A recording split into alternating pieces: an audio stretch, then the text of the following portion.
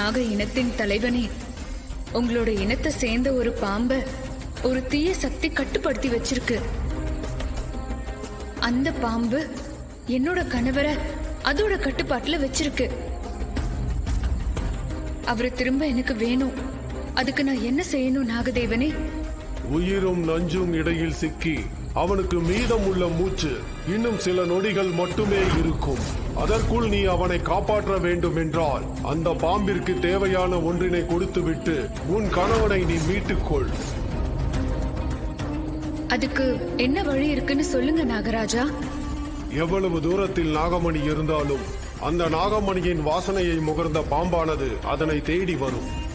அந்த அபூர்வமான நாகமணி சக்தி மூலமா நீ அந்த பாம்பை அழிக்க முடியும். நாகமணியை எடுக்க நான் என்ன செய்யணும்? அது எங்க இருக்கு?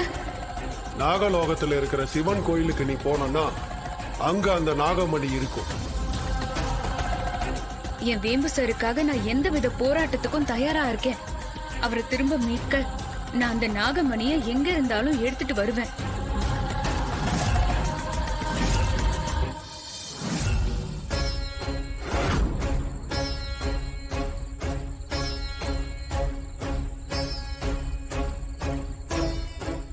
சிவலிங்கம் எங்க?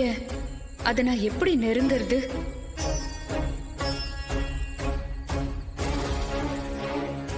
நூறு ஆண்டுகள் கடும் தவம் செய்த ஒரு பாம்புதான் இச்சாதாரி நிலைக்கு மாறும்.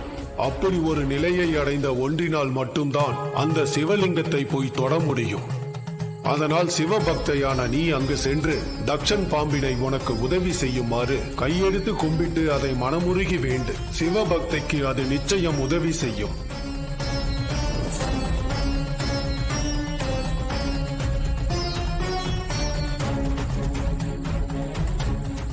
ஈசனே, என்னோட நிலைமை உனக்கு தெரியாதது இல்ல.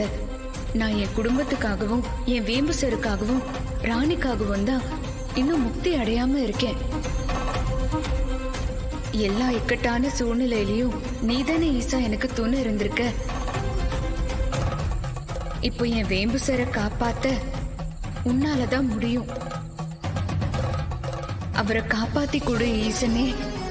அதுக்கு உன்னோட தக்ஷன் பாம்பு எனக்கு உதவி செய்யணும். அப்பதான் நான் என்னோட வேம்பு சரை காப்பாத்த முடியும் மகேஸ்வரா.